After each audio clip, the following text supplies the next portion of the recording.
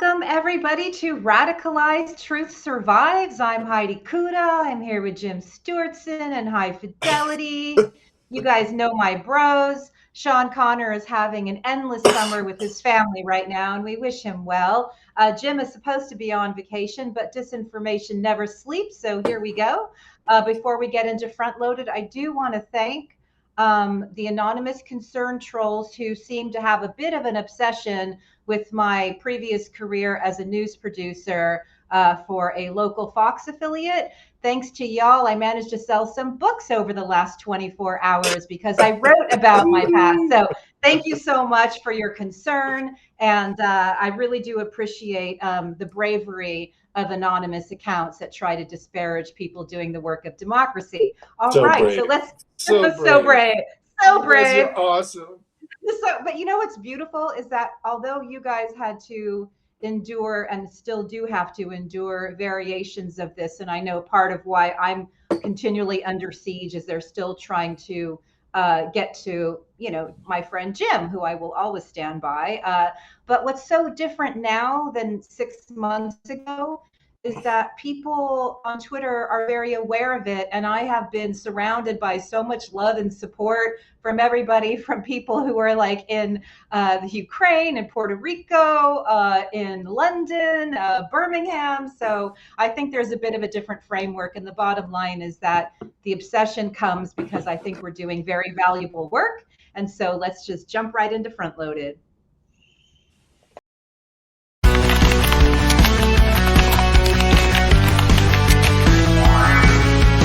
Front Loaded. So I'm always in search of new words, and anybody has any, please contribute them in a malinformation, disinformation, and misinformation war. The words tend to be on the side of the those who are targeting truth. Jim Stewartson right here came up with a fantastic framework to refer to the perpetrators of online harms as psychological terrorists.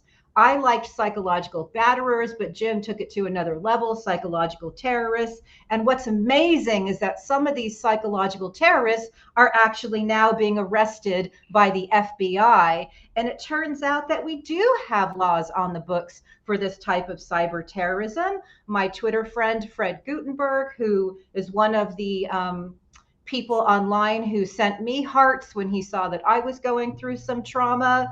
They arrested somebody, a 61-year-old man named James Catalano from Fresno, who sent things so vile that this team, who has been desensitized by the interwebs, would not allow me to do a screenshot from the complaint.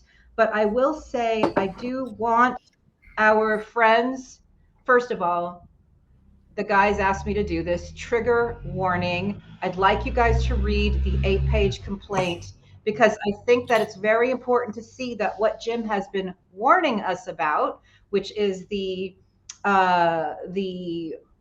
stochastic terrorism and the vile terrorism and the ops that are being run on people, the psychological ops, all of that is embedded in the emails that this person was sending to Fred Gutenberg, who already suffered something that is so painful, I think, collectively, for anybody to look at what has happened to him and his family. Of course, he's the father from a Parkland victim, and the sentencing trials occurring right now. So we are sending Fred and everybody who's had to reopen those wounds and had to be present at this incredible love. And I think it's very important that you guys read the complaint yourself so you can see what Jim has been warning about. I mean, look, this is the perfect example of internet terrorist, right?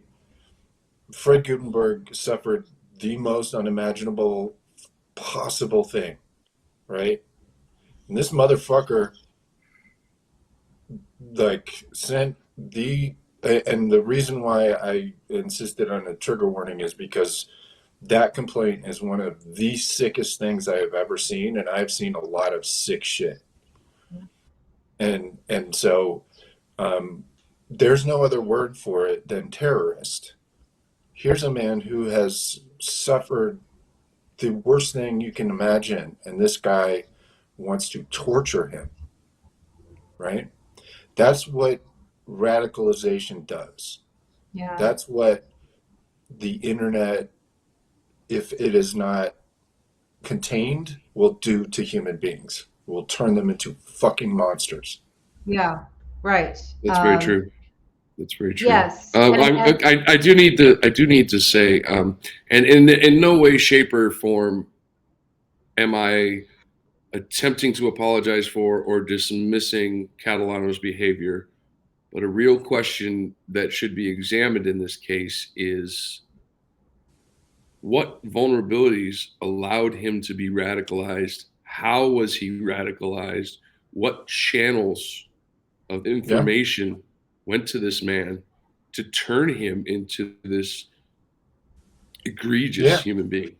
I mean, it's just short of going to fucking grocery store and shooting people, right? It's like, like in terms of the ability to inflict pain on someone, and that's the danger. Is there's so many of these Catalanos out there, right, with fucking guns, that it just takes one more step beyond what that guy did, you know. And there's a lot of them. So I am extremely happy that the FBI is actually fucking doing something.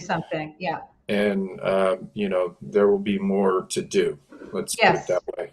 A lot more. And I want to thank you guys so much always for the sensitivity that you bring to this hard work. And I appreciate what you said, Hi-Fi. And the reason I wanted to open with this is because Jim has been warning, and because we had Dr. Stephen Hassan on last week to say that we have to view these people as victims in their own right, which is not to say when they're criminal and their behavior reaches that level of criminality that they do not deserve the maximum sentence. No, that is not what I'm saying. What I'm saying is that just like denazification, we are going to have to deal with de-radicalization. And that is what I'm happy to say. And just a shout out to Fred Gutenberg, because he's out there right now, literally protesting right in Ron DeSantis's face. And I love him so much for his strength and his moxie and his courage.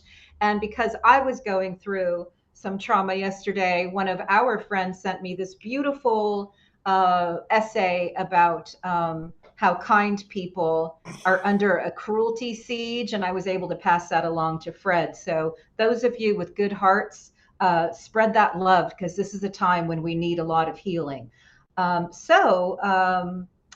know, we noted on RadPod and Not So Chill on Thursday and on previous episodes that we are going to be expecting a violent summer. And I think that many of us still think in terms of physical violence, and that's real, and that is what we're talking about. But I don't think that I was quite anticipating the type of psychological violence that I would be confronted with, which means that if it's happening to me, it's happening to millions of others. So I think we have to protect our psyches. We've talked about this a bit, and just stay very close.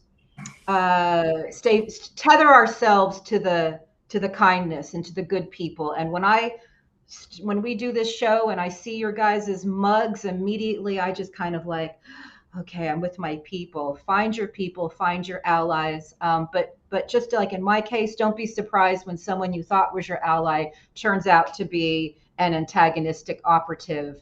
Be prepared for that as well, because again, I underestimated the psychological trauma that I would be undergoing immediately, and I shall not do that in the future.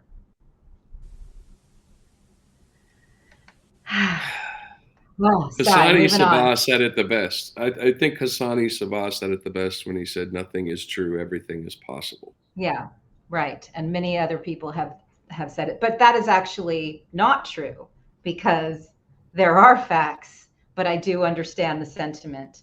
Okay, so moving right along to my WWF framework and metaphor that I've been talking about. It's very interesting that in my interview a week or so ago on Byline Times podcast with Adrian Goldberg, I noted the WWF style producing that Trump and his allies uses to engage his audience. And boy, oh boy, was that evident last night in the latest installment of the GOP Grifter Carnival, down to the music and the opening video segments. And I'm just going to encourage all our friends to please watch the 1976 movie Network to see that none of this is new. There's a great quote in that film where Peter Finch says, "We deal in illusion, man. None of it's true." Please arm yourself with whatever frameworks you need in order to not allow the illusion and the propaganda and this grift to penetrate your dome. What say you guys?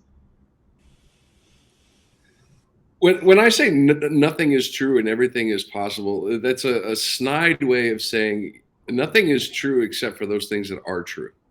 Right. And everything is possible because you'd have to read something called the Illuminatus trilogy by Robert Anton Wilson. Discordians, it gets into the whole mind war thing and what if every conspiracy you knew was true. Reality is malleable, and what we are seeing is Russian disinformation combined with white Christian ethno-state proponents here in the United States attempting to change reality. And in some ways they have. They overturned Roe versus Wade. They just changed reality for millions of women across this country. We got to stop letting them do that. There was a completely manufactured reality that has caused this, right? That is literally what it is. These people are in an alternate reality, an actual alternate reality in their brains where they are in a different place than we are, where there's fucking hundreds of thousands of kids being, snatched off the streets and adrenochrome is being sucked from their bodies, right? Yeah. That's the fucking reality that 30% of the country lives in. At least. And so we also had a word phrase of the week called solipsism, which is about people believing that they're only themselves is the only thing that matters, right? Right. And that selfish the objectivism and Rand bullshit, that's the poison that's being, that has been seeping into the American population for a very long time. And it's now not seeping, it is flooding. Flooding, yes, that digital poison. And so I just want to say that I really do firmly believe, and you guys probably have a different take on this, and you also have a different capacity to handle a lot of this shit. But I got rid of my television in 2006. So now I'm going on 16 years without TV, without cable. I have a very peaceful home. The only thing that's on in this home is music. Yes, I read news incessantly. Yes, I see these clips that help us do this work. But when I watch Network, it became very clear that we have a sickness and a disease that is global, and a lot of it is coming to people through their televisions. Now we know that's not the only place that it's happening. Obviously, you guys know this more than anything. The computers that we have right here are an indication of that, and the telegrams, AT&T just dumped OAN. That's where I was going. So again, let's take the victories where we can find them, and let's please beg our president to do more extreme action. If he can take extreme action and do executive orders related to climate change, and he can absolutely do this kind of work with disinformation. And it'll be very interesting when he does, and when other countries do that. It's going to be very interesting to see the ginormous economy that has been built up around disinformation begin to collapse. It can't happen soon fucking enough for me. Okay, lastly, I always like to end, as you guys know, on front loaded on a happy note. Word up and shout out to the beautiful PetSmart employees that would not cave to a fascist who tried to attack them for waving the pride flag. Blessings to all of you. Blessings to those out there like me who have a gay child. Like, this is like, it's so incredibly important that these people just stood their ground. And I'm sure you guys probably know what I'm talking about, but they stood their motherfucking ground, and I appreciate you guys. That's what I wanted to say. Shall we? Yeah, Welcome. buddy. All Let's right. go get into word phrase Of the week. So our word phrase of the week this week, Jim brought this up. I know this word. Yeah. You know this word. Menticide. What is menticide? Menticide is the systematic effort to undermine and destroy a person's values and beliefs. Wow. Mhm. Wow. Intentionally. It's Intentionally. homicide, except for your mind, right? This is a word I ran into a year and a half ago, I think, and I was like, "Holy shit, this is it! This is the word." There's some baggage and stuff around it, I guess. Yes. From olden days. Well, 1957, it appeared in a psychology paper, and yes, it was and it's been battered around, but the concept of it is absolutely true. Like what the fascists do, right? They because they can't do it with kinetic force, right? They can't kill people, because they would just get nuked into oblivion, right? Yeah. Here, so they kill their fucking brains. They kill their minds, and they have killed the minds of tens of millions of people in the United States. Harkening back to our interview with Dr. Hassan, he said there was the original Stephen, right? And then the Mooney Stephen came in and buried the original Stephen. And that's what is happening. People's original personalities are being buried. It is important to make a distinction between homicide and menticide in the sense that you can recover from menticide, but it's fucking hard. Yes. It's like literally like reincarnation in your own mind, right? And we talked about it with Stephen. So it's an important concept that the battlefield is not kinetic. The battlefield is the mind. Yes, and the territories that they're using are the Twitter and the Facebooks and the Googles. So one thing I always reflect back on, and I've been thinking about it a lot. I've been thinking a lot about some of the things I learned from Ice-T back in the day when we were working on a book project together. And one of the great lines from him is, "My lethal weapon's my mind." And I always freaking love that line because it's ours to protect.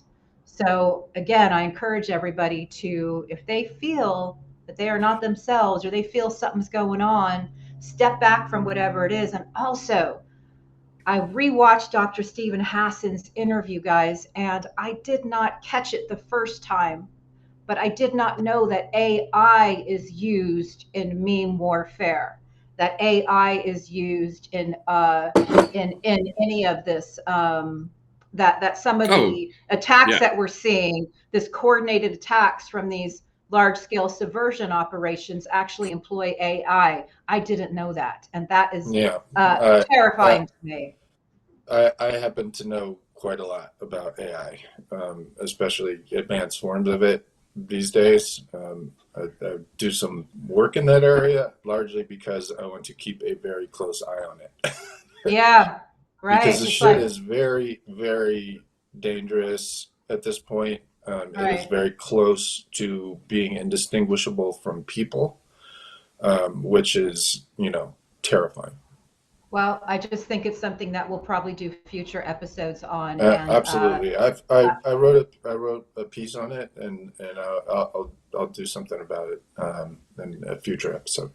Right on. SAG-AFTRA just came out with an article talking about how deepfakes are actually going to be a threat to actors' incomes because, of course, why hire the actor if you can just use a computer-generated version of them? Yes, and let's take it a step further and let's look at what the writer's strike did back in the day to unleash the reality TV monster on our brains and minds. That was a way to sidestep having to pay writers, union writers. And so I just think that we are living in a time where we have to expose a lot of this. And I love the fact that our show does. And I got the most beautiful message from my friend who used to work for the BBC, who says that we need to wear our attacks as a badge of honor because we're fucking hurting the people who are hurting people en masse by continually exposing them. So just keep that in mind as we plow forward. All right, gentlemen, let's get into why it matters. All right. Know why it matters because Sean works that magic. No intro, sorry. But we are going to talk about some interesting things. Why does it matter Okay. with high fidelity? Yes, I love it. Jim, my punk rock friend. All right. So, as everyone may have noticed, local journalism is dying. Newspapers are dying out in communities across the country. And part of the reason is because their advertising dollars are disappearing. Why? Because they're going online. However, Snapchat just came out and said our sales are disappointing, and $130 billion in value in the online ad market disappeared overnight. That's a lot of money. That's people's money invested in these companies because they think they're going to make money. Silicon Valley is a scam. Sorry. Can't help. Well, it's interesting because some of this is tightening of regs. So there's a number of things going on, but those are the stories that I really like to keep an eye on. So thank you for that. Well, the reason I wanted to point out Snapchat and the loss of valuation, I mean, yes, the death of journalism is tied to online, right? News sites online. Nobody wants to pay for news online.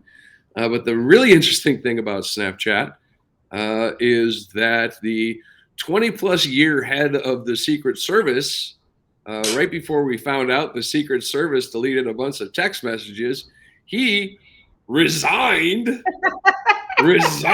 from the Secret Service and went to work for Snapchat as their head of security.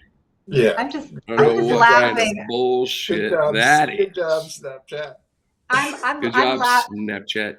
I'm laughing because it's like these fucking guys try putting something past hi-fi.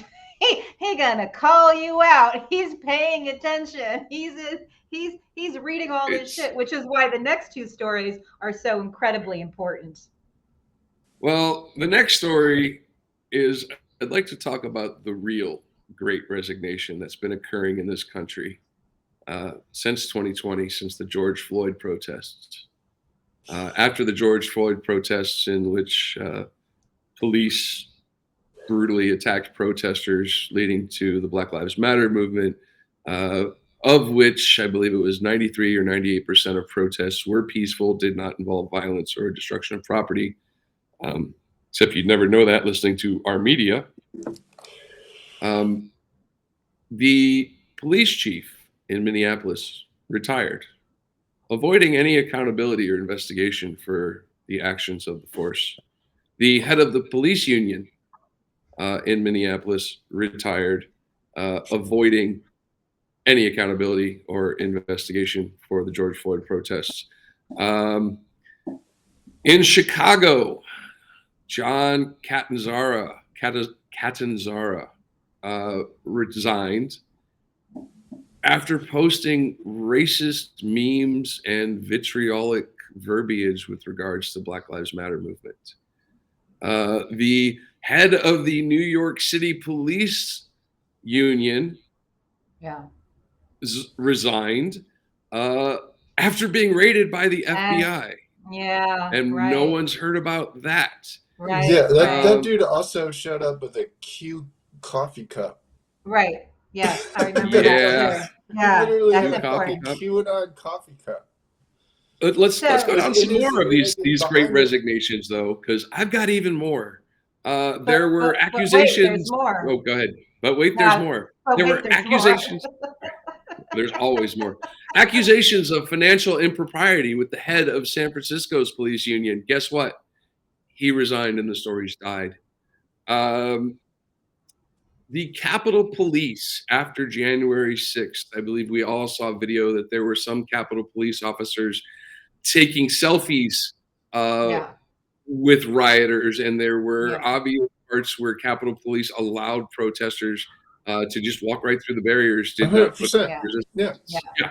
And guess who resigned? The chief of the Capitol Police resigned, and a new woman was put in place. And there's been no investigation into or accountability for that police chief as to the failure. I just want to pause you right there, because as somebody who is a student of many American historians, this is a classic bureaucratic move where they replace the person who's the top player in an infected organization and think it'll all go away. So this is nothing new, but it's great to keep an eye on. Well, let's talk about Bill Barr. Capitol Police for a second. Okay, Capitol Police. I just have to say that they had a bunch of video of people wandering around the day before the insurrection in fucking tunnels all over the place. Yeah. And the Capitol Police released something that said, "Oh, we don't see anything fishy here." Yeah. I was like, "What the fuck?" I mean, that was a couple weeks ago. So there's something still wrong with the Capitol Police. And just in general, I have to say this. Look, most cops are good. They are. It's true. My kid wanted to be a cop until actually very recently. But police unions are leftover fucking white supremacist infrastructure that needs to be dismantled. I'm not saying defund the police. I'm not saying all that shit. But these fucking unions are not unions. All they are clubs for white supremacy. It's true. And I'm sorry to say it, but these fucking unions need to go. Well, it's funny you bring that up, because we talked about the Secret Service guy resigning. We got Bill Barr at the Justice Department. And then recently there was a measure on the floor to investigate white supremacism. So, but I want to stop you right here. This is some of those who work forces, why it matters, right? That's right. I just want to stop. Go ahead. Some of those who work forces are the same that burn crosses. And that is a lyric from Rage Against the Machine. And the reason I wanted to stop here is that this article, "Why Won't Republicans Investigate White Supremacists in Uniform?" It was written by my friend Chauncey DeVega, who just informed me that he will come on our show as long as it's not early and as long as it's not on a weekend. So we are going to have to structure our recording around Chauncey, and we're more than happy to do that. Yeah, I mean, I have to say that Republicans are white supremacists in uniform. So, having white supremacists in uniforms, they may have ties, but that's a fucking uniform. Investigating white supremacists is not going to work out because they're the same thing. Well, I want to say something very important that we brought up that Paul Mason tipped us off to, and that Jim seemed to know something about that. So there was a whistleblower in Germany who was, part of a police outfit, and he noted that far-right extremism was on the rise in Germany, and he was ignored. And then it became so apparent that now there has been a massive investigation of its own, police departments, and Germany is investigating its police findings.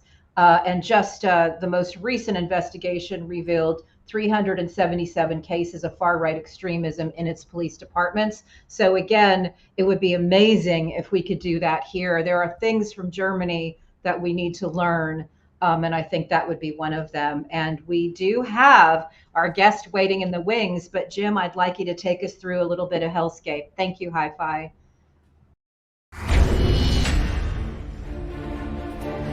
Jim Stewart's Hellscape. Oh, fuck. Hey. So I don't really have a thing super prepared today. I am, for the first time in many, many moons, away from my couch where I sit and, look at horrifying shit all day. I am in one of the most beautiful places in the world in Lake Tahoe. I wrote a piece yesterday because I was on the beach with every sort of human being imaginable. Every kind of gender. There's tattoos and people with piercings and first generation immigrant families everywhere mixing with, just every single kind of person you can imagine. The beach was packed, by 10 o'clock, and there's people shotgunning beers, and it was just fucking, it was America. It was fucking America. And it just struck me that this is exactly what the regressive forces attacking the world do not want. They do not want a multicultural, gender-aware society. They want to take us back hundreds of years. They would kick out almost everybody on this beach or put them away. And it just struck me that I don't think we understand how close we are to losing that. Yeah. To having, immigrants deported, having, people who believe differently, love differently, arrested. I mean, that's what these people want. They really do. That is the future that they want. They want to take away the ability for us to be Americans together. And so that's really all I wanted to say today is we can't forget that this basic treasure that we have after 250 brutal years of repression, racism, sexism. I mean, fuck, women just got the right to vote 100 years ago. It's not that long ago, guys. They want to take us back. They want to take away what we have gained. They want to take away our rights, our right to love, our right to be with our fellow Americans. So all I want to say is I am, going to be in a beautiful place for a couple of days, but I am coming back hard as fuck. They are not taking this away from us. That's all I got. Thank you so much for that, Jim. And before we bring in our guest, I want to quote from the article that we just showed because I think these words are beautiful. Most of the people on this beach would not be welcome in the America being planned for us. We cannot take any of this for granted anymore. It has taken 250 brutal years to get to this point in the American experiment. We owe it to the next generation to preserve it. I refuse to be part of the generation that allowed the experiment to fail. That's just some beautiful words right there, Jim. And I thank you for the work, and I'm looking forward to seeing what you have planned next. And now we are so grateful and honored and stoked to have Zarina Zabrisky with us from Ukraine, reporting live from Odessa. And I'm a fangirl. You are like a Renaissance woman. You're an artist and a writer and a reporter. And I'm getting chills thinking about your activism and your understanding of disinformation. And we also both share our words with Byline Times. But my friend Adrian Goldberg just interviewed you for Byline Times podcast. And I was like, I've got to get Zarina on the show. So here you are. Tell us where you are, how your family is, and then we'll jump right into some of your reporting. Well, hi, Heidi. Thank you so much for having me. And hi, Jim. Hi, everyone in the audience. Hey. And I appreciate your kind words. I'm in Odessa, Ukraine. And just to make it clear, because it's very hard to place me, I'm not a Ukrainian. I have Ukrainian roots. Part of my family was born in Ukraine, like most people have a Ukrainian great grandmother. I also have a Ukrainian Jewish grandfather from Odessa. But I actually had a misfortune of being born in Russia, St. Petersburg. I left it as soon as I could, and I'm a proud American. I've been an American for the last 25 years, and before I've been combining fight against Putin with fighting for America, especially during Trump years. I like fighting all that much. I actually hate it. I am a writer. I prefer writing short stories and long novels. And I was just about to finish my second novel when the war started. And when there is a war, as I found out, for me at least, it's different for everyone. For all the writers, I cannot be writing fiction, and so here I am fighting with my pen. I'm writing for the Byline Times and doing videos for them and radio. I'm writing for Bywire News in England as well. They also work hand in hand with Byline Times. It's a great outlet, quite new. And I'm now a full-time writer for Euromaidan Press, which I really recommend. It's a small Ukrainian newspaper with a solid reputation. These are just Ukrainian writers with one British editor who just joined. Great. And myself. And we work around the clock. We write in English, and we bring you daily reports, which is partially me. Like every other day, I do daily reporting. And my family is safe all around the world. I don't have any family in Ukraine, but all Ukraine is my family. I feel more connected to Ukraine and specifically to Odessa than any other place on earth. I have amazing friends there who feel like my sisters and brothers, and I can't be more thankful to be here at this moment and to help, not to help, to fight with them. Yeah, right. I appreciate that explanation and summary because this is not how I wanted to spend my 50s. This is not what I had in plan for myself either. And some of us just don't have any choice. My family is German. When you're silent, you're nothing as far as I'm concerned. So I've been very fucking loud, and I so appreciate what you're doing and the work that you do. And before we get into your boots on the ground reporting, I would love for you to tell people about St. Petersburg. I only know a couple things about St. Petersburg. One is in my reading of Russian history, understanding that it had this incredible history in relation to, the Tsar era, but then also the rise of Putin, the gangster capital is how it's been referred to. And then we look at the, Cambridge Analytica and its intersections there. And so if there's anything you can shed light on for our viewers, whatever comes from your heart, and then I'd like to take us right into the reporting in the war. Whatever comes from my heart is I don't want to spend 1 second thinking about that rotten place. I left it intentionally a long time ago. I never came back. I don't have any family there. I don't have any friends there. I don't care if it is wiped from the face of earth tomorrow. Please, somebody do that. For as far as I'm concerned, it only gave start for horrible, horrible things being done to many, many millions of people, including the country that I love with all my heart. And Odessa is my hometown. I spent my childhood here.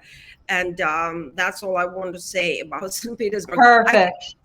I can answer questions about disinformation, propaganda, yes. Propaganda, common propaganda, but I will speaking about St. Petersburg.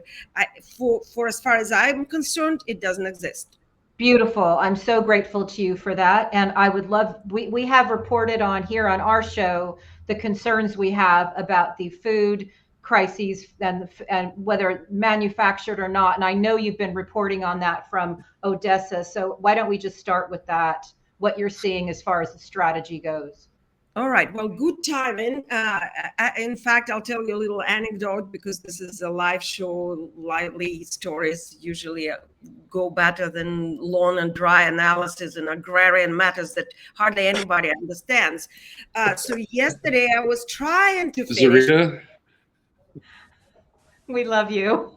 Oh, thank you. I love you back. Let's Thank you for go. loving me. Not everybody does, but I was fair enough.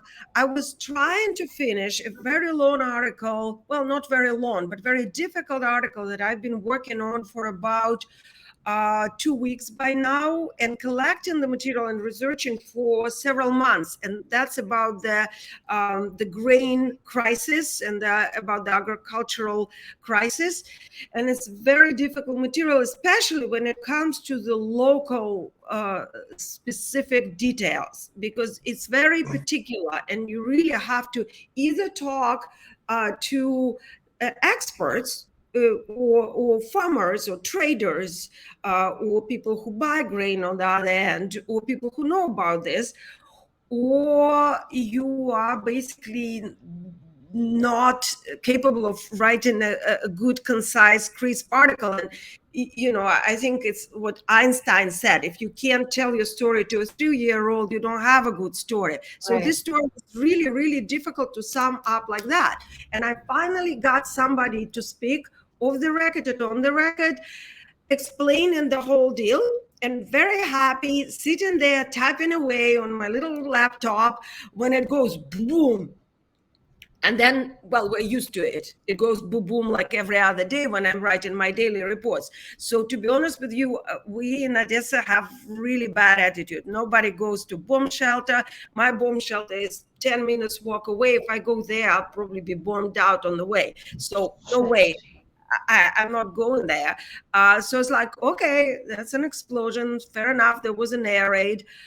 Then it goes again, boom. It's like, okay, well, they're really going for it. There was a grain agreement signed yesterday. That's what you expect from the Russians.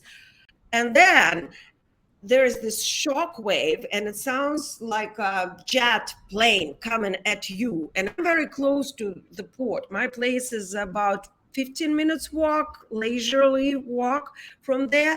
And I've been here on and off, mostly on, leaving only twice from the beginning of the war. So I'm used to it, but that is something I have not heard about before. I have not heard before. So I grabbed my computer, and that's the first time I didn't grab my phone, because before I was able to record explosions and stuff. But this time I did go downstairs. I have a little cave downstairs that's you're supposed to be between two walls, two support walls, and no glass around, no mirrors, no windows. So that way there's less chance, less risk of you being cut by the glass that is flying around. So I'm sitting there, and the door, I have this it's an office door downstairs at the offices. I live in the attic. It's very cozy and nice, but downstairs there's the entrance to the office space, and there is this iron door, and the iron door goes like this. And it's like, okay, that I haven't seen. I want to get my phone to record it, but I'm not going there. I'm going to sit here with my laptop and talk to my friends, because that's what you do. You check with your friends. Are you okay? Are you okay? Where are you now? Wow. Are you with your... Everybody's okay. And some people are not answering. It's like, where are they? Because first, you don't know. There's the public information going on Telegram channels. Is here in the explosions, and it goes 10 explosions in a row, which never happened before, that many and that strong. Wow. And within 2 minutes, you know that this is a Russian non-verbal response to the grain agreement. I mean, anybody who knows anything about it, it takes like 1 minute, just like, oh my God, where should I go? And the second minute, it's like, oh, okay, well, that's what they think about the grain agreements. And then, of course, you think that is most likely the port, because I'm close to the port, and that's where the grain is. Wow. That's what it was. So I haven't finished my article. The Russians finished it for me. But getting back to what I was trying to write in a paragraph called "The Light at the End of the Tunnel," because basically that's what the Minister of Agrarian Policy of Ukraine said, that with this agreement, we find the solution to global hunger, and we are saved. People in Africa, people in Asia won't have to starve. Children are saved. Well, I mean, that's not what Lavrov and Putin and Kremlin gang are thinking. Nobody's saved. But one interesting thing that is not published yet, but I can like give you a little preview on that, and that's what my source explained to me, that the problem is in the chain of supply. So there are farmers who produce grain, sunflower seeds, beets, and a lot of different crops, right? Because Ukraine is known for its agriculture. It's one of the major wheat producer in the world. Absolutely, yeah. It's called the bread basket of Europe. Bread basket of Europe, yes. Right. And not just Europe. So here we have farmers who work very hard, and Ukrainians, they just have it in their blood. I mean, you see, like we were in Mykolaiv the day when the sunflower oil depot was bombed. I was right there. I have this excellent photograph. I can send it to you later with this black cloud coming out, like covering the sky, coming out of the depot. And in front, there's an old lady standing like leaning down and working on gardening, working on her flowers. And I've seen, personally, I have seen this 3 times after bombing, women working on their gardens. So it's in their blood. So no matter what's going on, the fires, the climate change, the war, they are just working at their soil, producing this wheat. And of course, they want to sell it for a fair price. Now, what's happening here, and just stay with me, there's a transportation link, for the grain to get to the consumer or to the, whoever is selling the grain, there has to be transportation link, right? Logistics. And what happened now, the ports are closed, and what used to be loaded by tons and tons, millions of tons, is now being transported by trucks through a very bad road on which I've been many, many times. It's narrow, it's bad, it's being destroyed by all these trucks driving on it day after day after day. And there are lines at the border, Heidi, that I've seen myself several times because I was going back and forth with humanitarian aid. And there are some lines I interviewed the drivers. Some of them have been sitting in their trucks for 2 weeks waiting to get the border. I personally spoke to them. So they are getting paid. Not that it's very inconvenient for the drivers. They look exhausted. It's they're water there, but they're being compensated by the transportation company. And the transportation company suddenly has this crazy overhead, which is the salary, the insurance. You can imagine the fuel, because the fuel suddenly goes up. And we had a problem here with supply because the Russians bombed all the oil and gas depots, and for a while there was no fuel, so you couldn't get that. As you can imagine, the price goes up again. So as a result, the logistics company, the traders who transport the grain, can only offer about $100 per ton, and that's down from 300 to 400. I have to verify these numbers, but it's like threefold down. And so the farmers who have access of wheat and dry and you name it, whatever grain, they don't want to sell it because on top of that, that's really a scoop and I have to look into it, but there is a rumor that the traders used the force majeure situation and didn't pay the farmers for the last year. So the farmers are not paid for the last year. There is a war, there are fires right around us, close to here in Mykolaiv. And they're being offered a very low price that doesn't cover their cost. We are not going to sell it.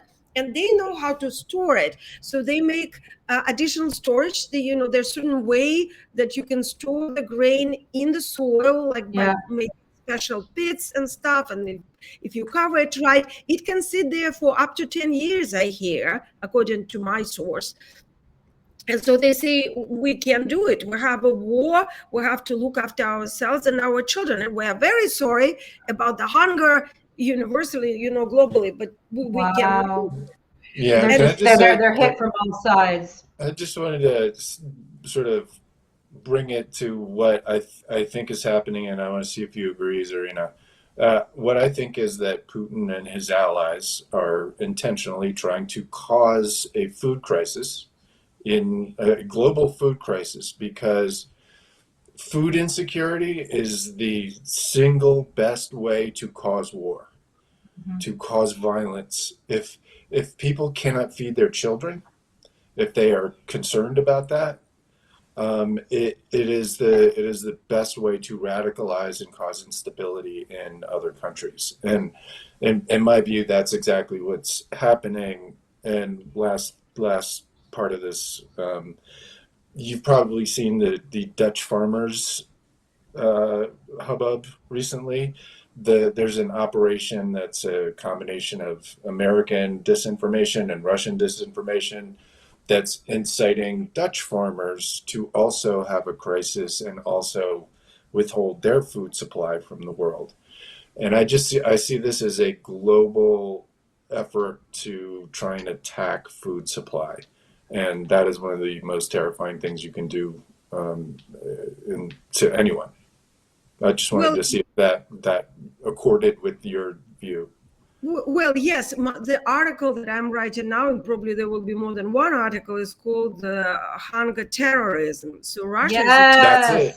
Yes. Hunger terrorism. Yes. And they're weaponizing food, they're weaponizing hunger. And not that they don't have any experience historically doing that, just very briefly, but you might have heard about Holodomor, which was a famine genocide that Stalin engineered in Ukraine in 1932, 1933, killing about 4 million people. Yep. And then there is another instance of which most people have not heard, but that's coming back, Heidi, to St. Petersburg.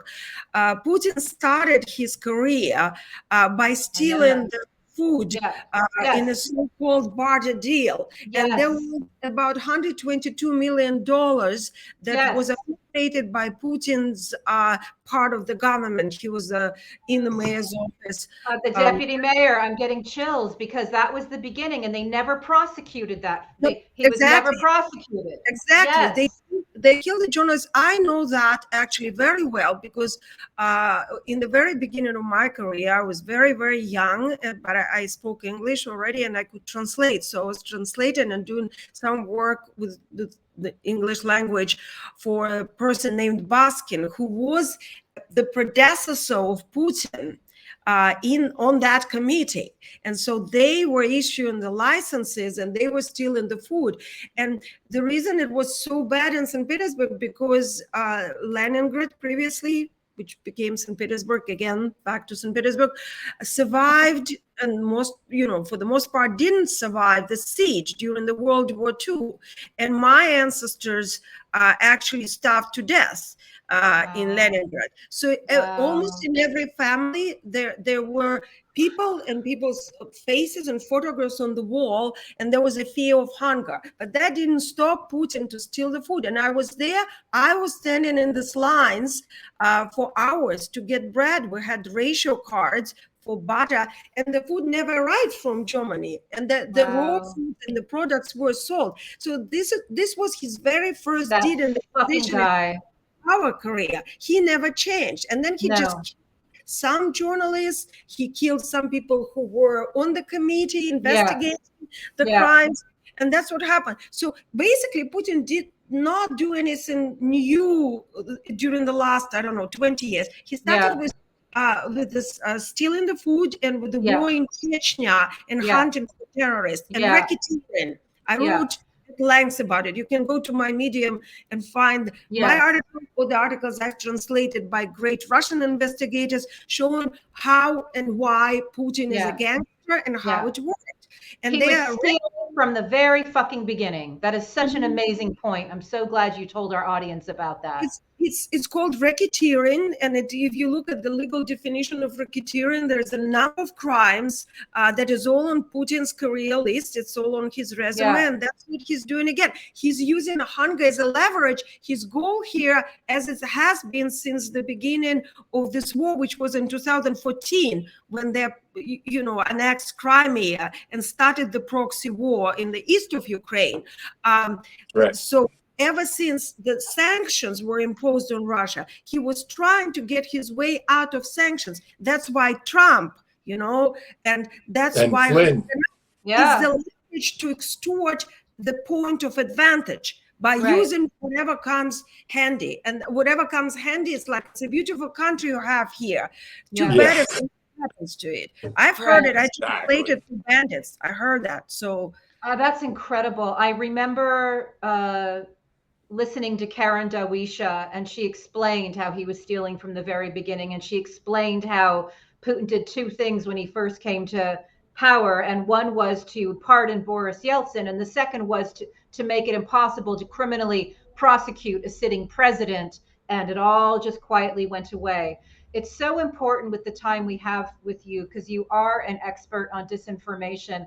I read over and over again about people who are losing family members because their family in Russia does not see what's happening in the war, and they're using all the propaganda points. And we here in America, as you know, being an American, you see the domestic terrorism and everything that's fed by the Michael Flynn psyops, QAnon people, and the poison that's going into people's brains. How is disinformation being utilized in this war? What are you seeing?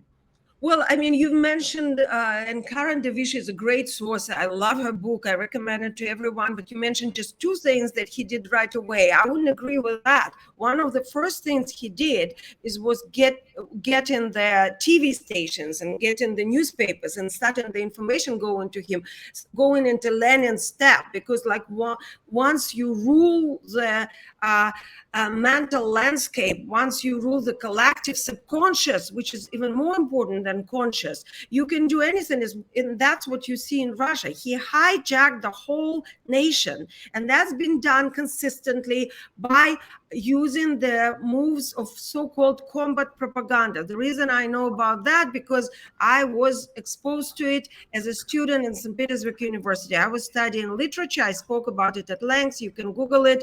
Lots of seminars will come up, but briefly, I was writing a work about William Blake. But in order to graduate, I had to take a course at the military department learning the techniques of combat spec propaganda. I never used it. I never worked for the government. I never worked for the KGB. Wow. I've never seen close to them, but I had to pass the exams and I had to graduate with the rank of an officer. Otherwise, I wouldn't have a diploma. And the reason I had that, there've been some doubts about it because it was a confidential, it was classified course that most people didn't have. Only journalists and people in elite universities in the foreign language department had it. And I happened to study at St. Petersburg State University at the English department. So, wow. So what you're saying is you're not a spy, Zarina? Is that what you're saying? Many times. I've been through it many times. And I mean, there's a true story. The KGB tried to hire me as a hard currency prostitute and a spy. I bet. Wow. And I said, no, I did not do it. I jumped out of the car with two KGB officers. I was 17. Wow. Yeah. Wow. So I never... The way I was brought up, you couldn't sit next to the KGB person. And that's been my rule in life. I've never been close to one in my life. And I never will be unless they're shooting at me, So, but coming back to disinformation, because I know it's a lot of stuff, but that's how life was. It's not just me. Anybody else who comes from post-Soviet space and from this generation will tell you similar stories. It's not just I happen to have all this crap in my life. It's a regular, not normal, but normal life for many people like myself. And so the propaganda has certain rules. You can look it up. Byline has an article called a Kremlin Playbook with certain tactics and strategies that I described, and you can look it up. Is basically my research of many years, and it has a certain story too, how it appeared at Byline. But the main goal of the combat propaganda is demoralization of the army and population of the adversary, and by sowing discord and confusion. That pretty much sums it up. How they do it, look it up in my article. There are many ways. I just, this month, there's an article in Bywire and news about the narratives that the Kremlin uses during this war. And there are particular certain narratives that they built, and some of them are age-old. They've been there forever. You know, the neo-Nazis is one of them. And then they come up with new ones, say that the Europol was trending the other day, just before Odessa started to trend. And that's because supposedly Europol was saying that Ukrainians are smuggling the weapons that Ukraine is getting from the West. Well, this is a typical Kremlin narrative. And just to give you an example. So I know the guys have things they want to say, but I've got one quick question. How hard is it for you, having grown up with this, who understands the poison that comes to people's mind? How hard is it for you when you encounter people whose brains have been poisoned with combat propaganda? Well, there's hundreds of millions of them, so I try to stay away from them as much as I can. The beauty of being in Ukraine, that the majority of people sees through it and understand that. Unfortunately, even in Ukraine, even at war, there are people who are getting confused, and the discord is working, and who's starting to think, oh, maybe it's not worth it.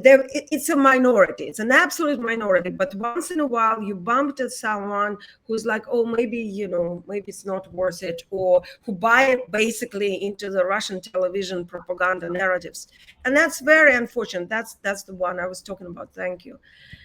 Yeah, and that's very, very hard for me. I mean, I'm more of a writer than I can speak on a panel or on a show. When it comes to debates, I'm not very good. It's not my forte because I get very angry and upset, and that's You're doing great.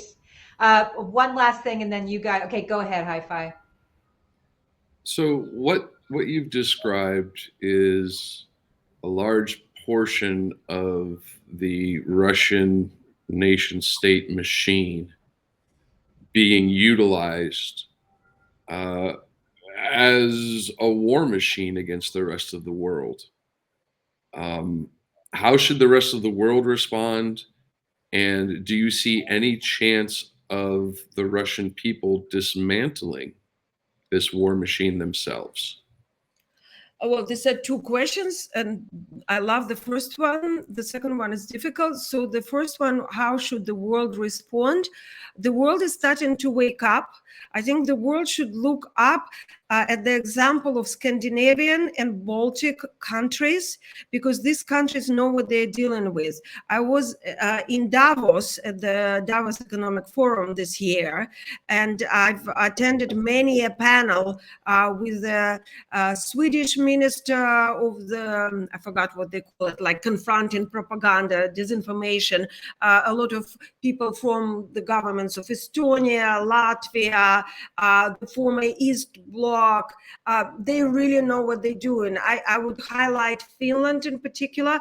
I really loved, and I just didn't have time to interview him, but I'm going to, the Swedish concept, because they are starting to have a psychological department to confront this propaganda, or, to go into subconscious, and that's how it really should be dealt with. So I'm really looking forward to this interview. So I would advise people to look at what they are doing in these countries. There should be disinformation education in school. There should be critical thinking taught everywhere, starting from elementary school and of course in universities. And right now it's not present in the American system of education. I mean, there's certain level of free thinking because there are debates, and that's good, but there's no critical thinking, and that's vital.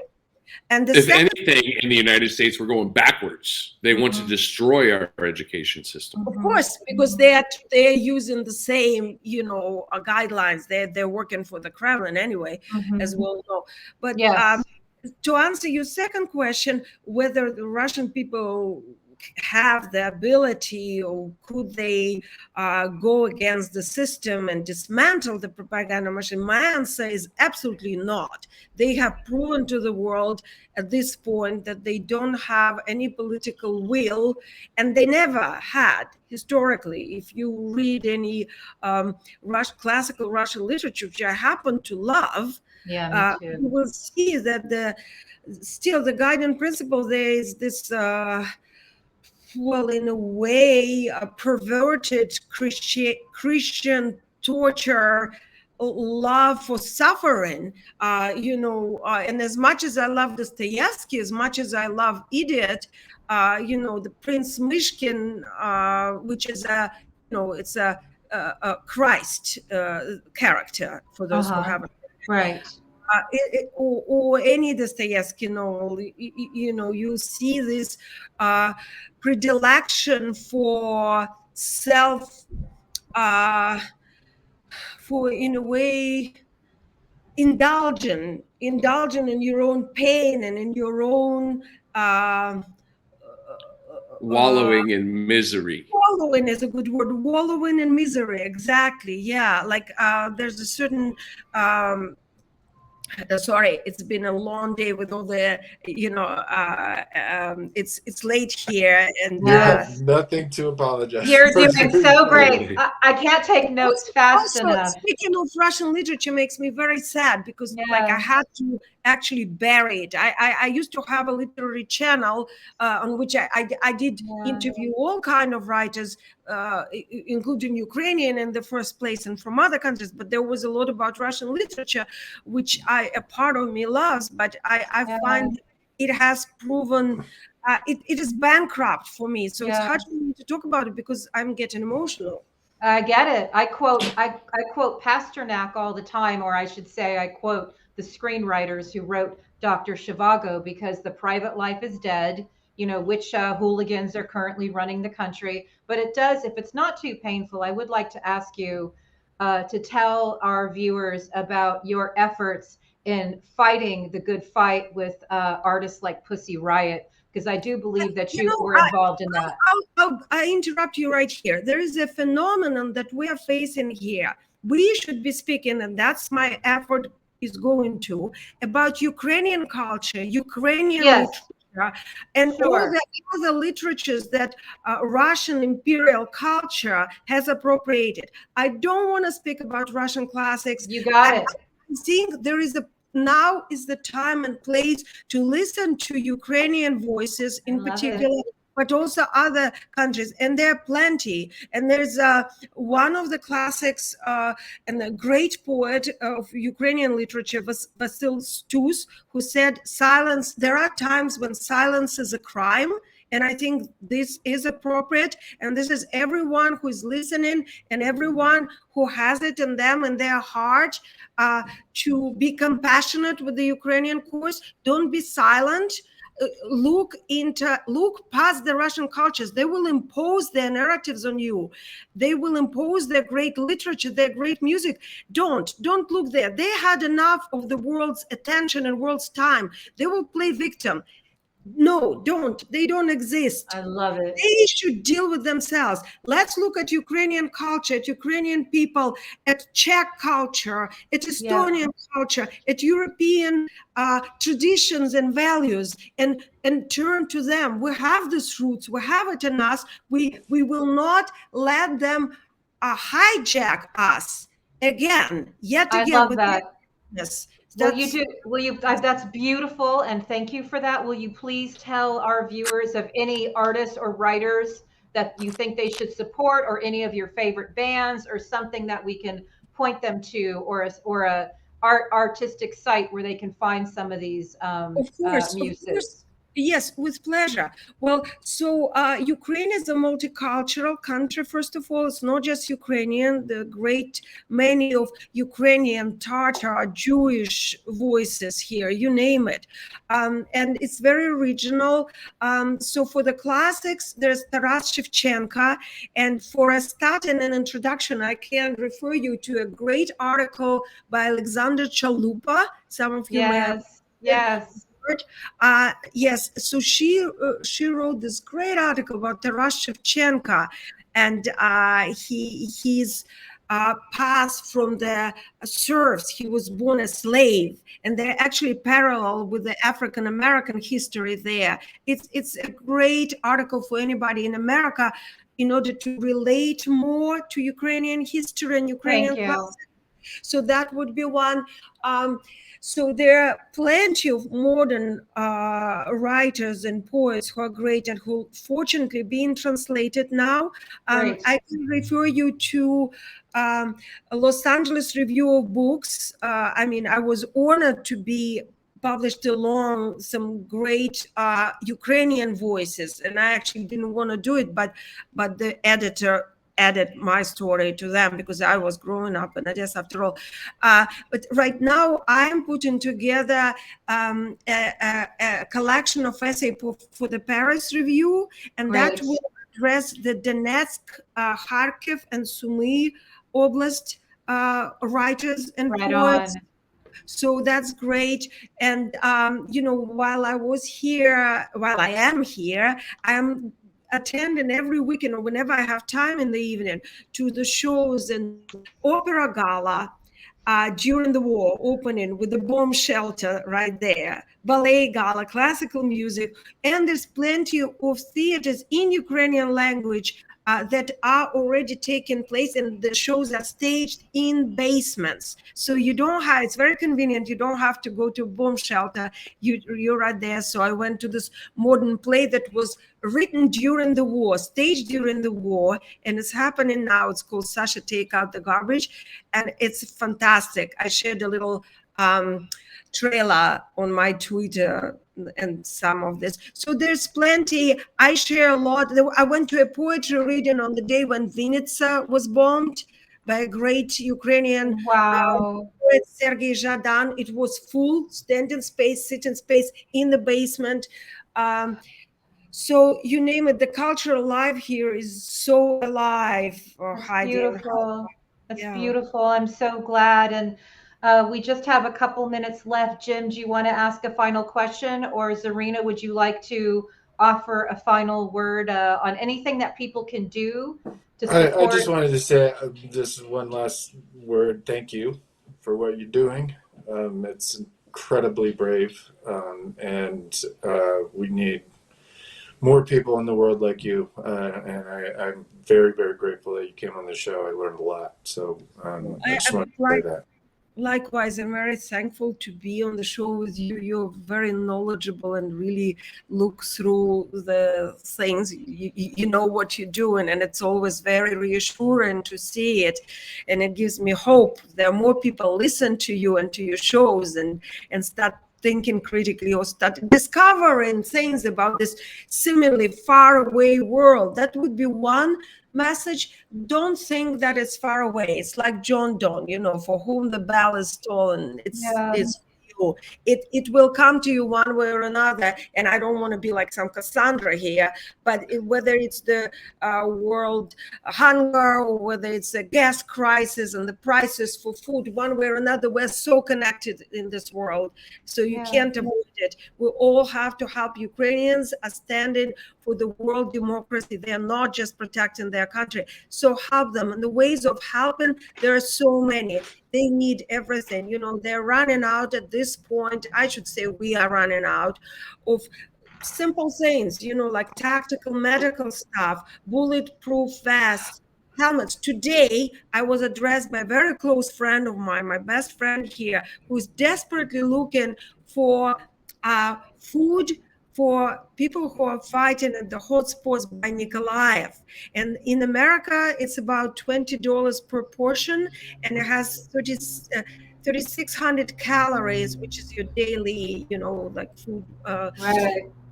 ratio for a soldier, and it could be self-heated because they're in trenches or they're just Yeah.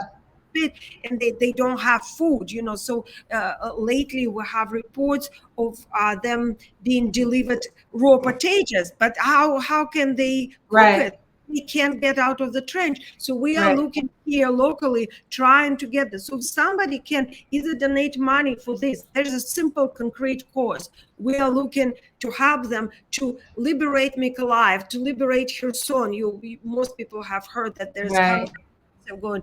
We need to help the Ukrainian army, the Ukrainian government to provide in any way. So if you don't know how to, hey, hate me, I'm publicly, public out there, open, write to me on Twitter, reach out. I'll tell you so many causes. If you don't want to help the army, don't help the army. I understand some people are pacifists. There's so many children dying here. Yeah. I interviewed pregnant women and toddlers who were God, my words are leaving me, but You're who were doing great. saved from under the rubble. And I mean, and they don't have a place to live, and she has a baby coming. Let's help them. I mean, Yeah. and that's of these cases. So So what I will ask you to do, if possible, maybe there's already a list that you can refer me to. We will put that list up with the information for our friends who view this particular episode.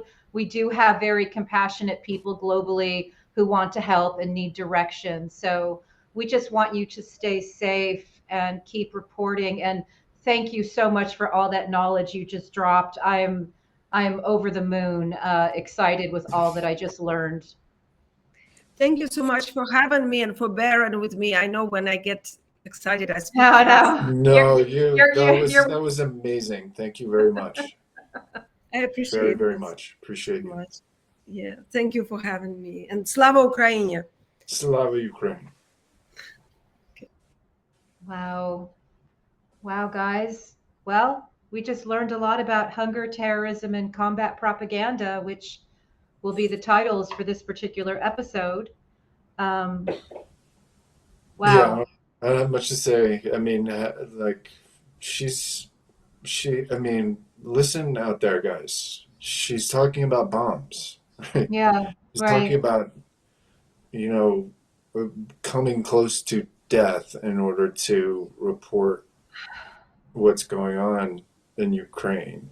Right. And what she said was, it's coming here. It's already here, right? Yeah. We see it every day. We're seeing Yeah. it in the fucking grocery stores. We're seeing it like this is intentional, right? This It's is a global intentionally war. being, it is World War III. I Yeah. mean, trying to starve people to death. How can that not be World War III? Right.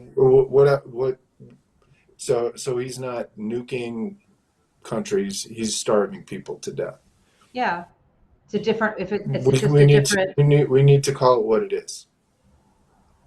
It's fucking world war against a totalist monster who has radicalized a huge percentage of people in the United States, and has people like Michael Flynn who are just wandering around, doing his work for him in the United States. Yeah. And continues to. So for everybody in the fight, I want to end on a Janet Reno quote, because I think we all need fortification. And she said, "You're damned if you do, you're damned if you don't, so you may as well do the right thing." We need everybody to do the right thing. Realize we are at war, take action, do what you can, but be allies in helping people like Zarina, who are actually on the front lines of this, and our team as well. We are on a different front line, but it feels very we're definitely at a precipice. So love you all. Thank you for another brilliant episode. Thanks, guys. Appreciate you. Love you.